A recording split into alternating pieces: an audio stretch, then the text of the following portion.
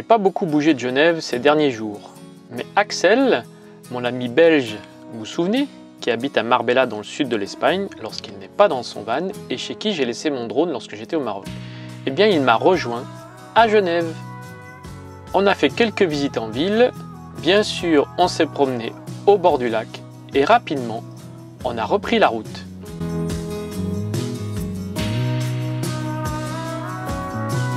Après être passé sur le pont du Mont Blanc, direction Thonon-Évian. La route est un raccourci pour rattraper Saint-Gingolph dans le canton du Valais.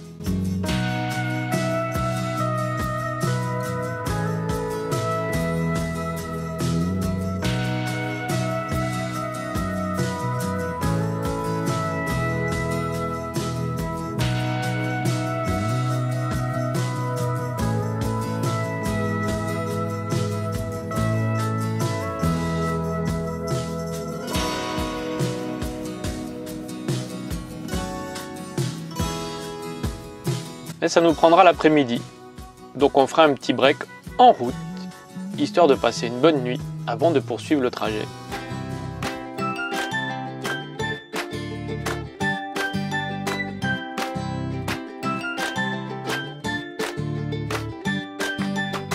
Nous voilà à Saint-Gingolph et on passe la frontière.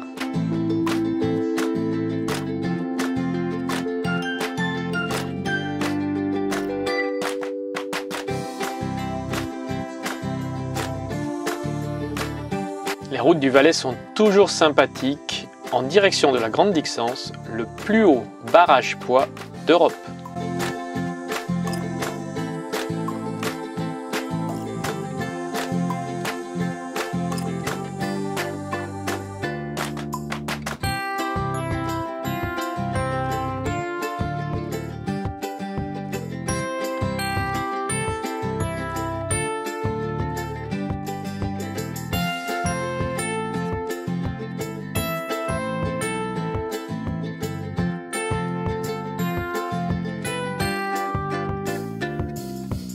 Après avoir franchi ce petit tunnel, eh bien le barrage fait face à nous. Il est majestueux, énorme, impressionnant.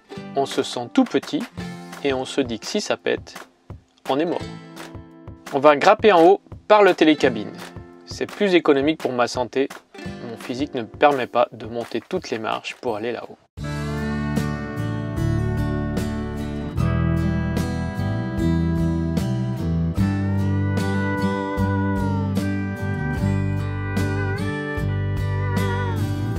Le barrage de la Grande Dixence a été construit de 1953 à 1961. Oui, vous avez bien entendu. C'est un barrage poids de 285 mètres de hauteur, d'une longueur de 748 mètres, épaisseur en crête 15 mètres et épaisseur à la base 195 mètres, presque 200 mètres. Le lac qui est situé au-dessus s'appelle le lac des 10. Il a 2364 mètres d'altitude et il contient 400 millions de mètres cubes d'eau pour une superficie de 3,65 km². Sa longueur est de 5 km.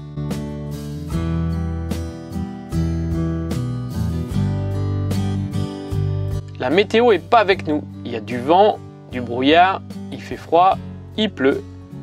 Mais cela ne démotive pas ceux qui veulent faire la grande tyrolienne qui va du haut du barrage un petit peu plus bas. Ça doit être assez impressionnant de se lancer de là-haut et de longer le barrage, suspendu dans le vide à plus de 250 mètres de haut.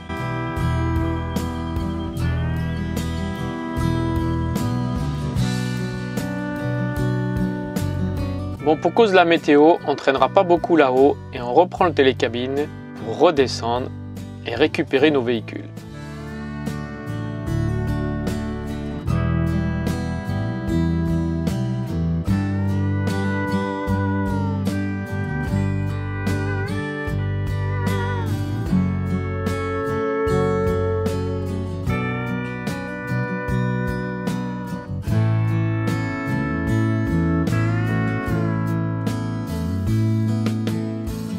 Axel paraît bien petit au pied de cet immense mastodonte. Après quelques kilomètres, nous retrouvons Jacques, mon ami du Valais, qui nous a trouvé un super spot pour passer la nuit.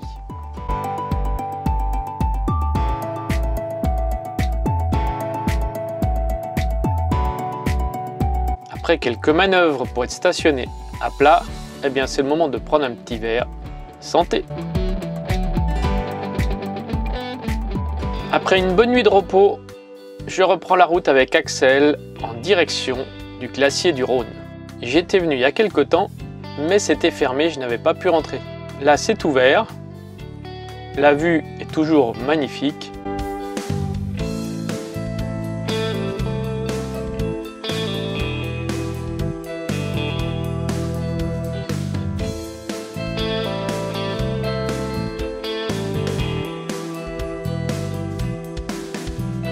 Je m'habille chaudement, je prends ma perche à selfie, ou plutôt la perche pour la caméra 360, afin de vous faire ces images vues d'en hauteur. C'est assez impressionnant de constater comment le glacier a fondu. Je l'ai vu dans les années 90, il était encore derrière le bâtiment. C'est impressionnant.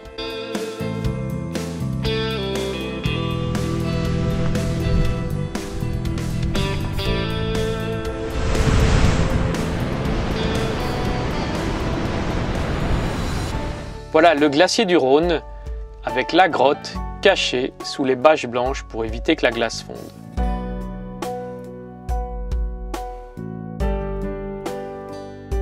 C'est le moment de rentrer à l'intérieur et de découvrir ces allées et cette glace bleue immaculée qui est là depuis combien de temps.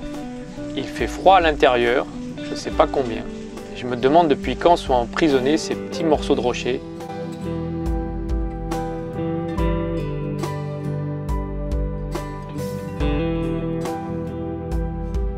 La glace présente différents aspects suivant là où elle est posée. C'est assez impressionnant et assez angoissant de se trouver à l'intérieur de ce glacier.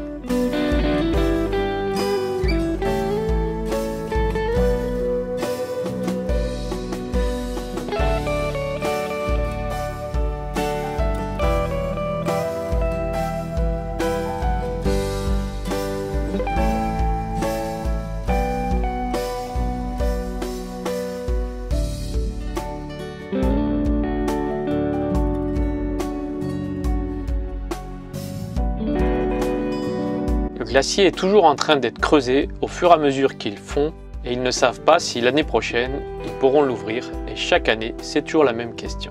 Je suis fasciné par ces formes de glace, par ces cristaux qui sont devant mes yeux.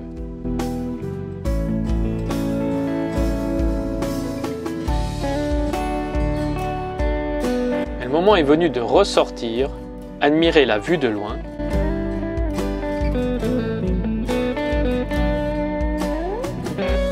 Et j'ai réussi à trouver quelques photos dans le bâtiment d'accueil pour vous montrer comment c'était dans les années 80.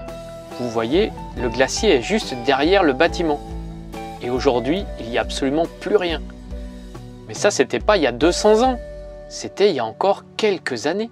Eh bien, je peux dire que j'ai filmé le glacier source du Rhône. J'ai quasi suivi le Rhône du début jusqu'à la fin. Souvenez-vous, dans la vidéo numéro 25, je prenais mon vélo électrique avec sa remorque pour suivre la Via Rona de Genève jusqu'à l'embouchure du Rhône. Ce petit Rhône qui coulait tout à l'heure en sortant du glacier, le voici comme un énorme fleuve qui traverse la France. Au fur et à mesure des détours, j'ai pu suivre ce Rhône au service de la nation, comme ils disent les Français, avec une multitude de barrages pour fabriquer de l'électricité. C'est impressionnant, toutes ces œuvres d'art qui ont été construites pour le traverser à différents endroits. Je garde un très bon souvenir de ce voyage de 800 km en vélo qui m'a conduit de Genève, du Léman, jusqu'à la plage Napoléon, au bord de la Méditerranée. Même si c'était pas de tout repos et j'ai eu pas mal de casse avec ma remorque, vous pouvez encore voir les vidéos qui sont toujours sur ma chaîne YouTube, du numéro 25 jusqu'au numéro 30. Allez, je vous laisse avec quelques images.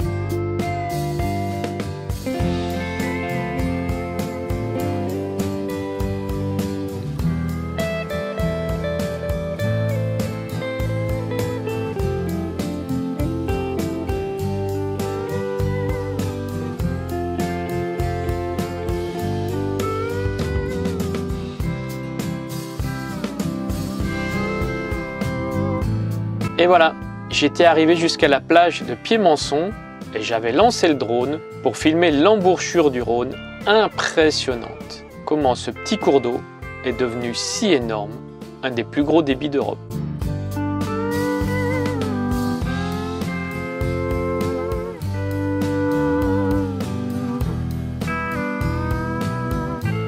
Bon allez, il est temps de quitter le glacier du Rhône, de passer devant ce célèbre hôtel vu dans un James Bond et de poursuivre la route en direction du Furka-Pass. Le Furka-Pass ne sera qu'un passage puisque le but c'est d'aller jusqu'au col du Gothard pour montrer cette très jolie route pavée à mon ami Axel.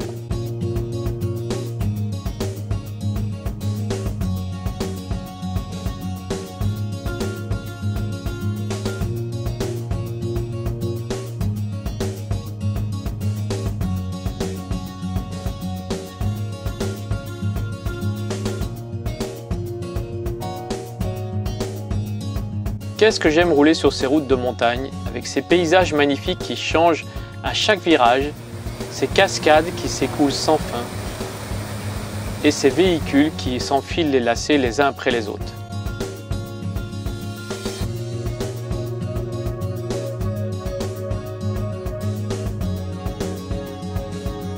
Nous voilà au Gothard, sur la rue pavée.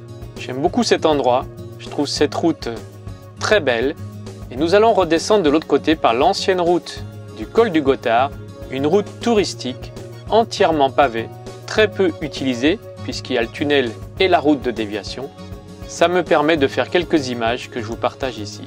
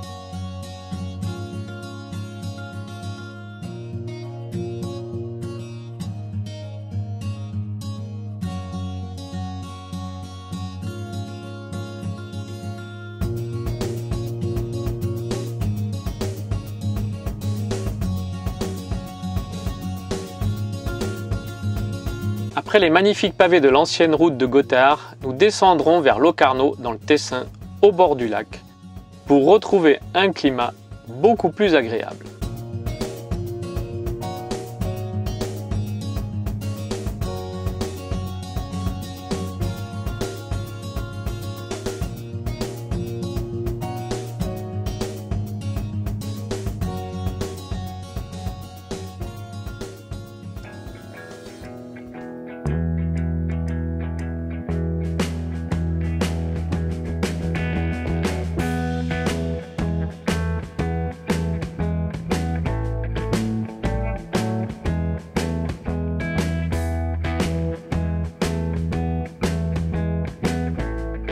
Nous arrivons à la fin de cette vidéo. Je vous remercie de l'avoir suivi jusque-là. N'oubliez pas de vous abonner, de liker et de me suivre au quotidien sur Instagram. À bientôt!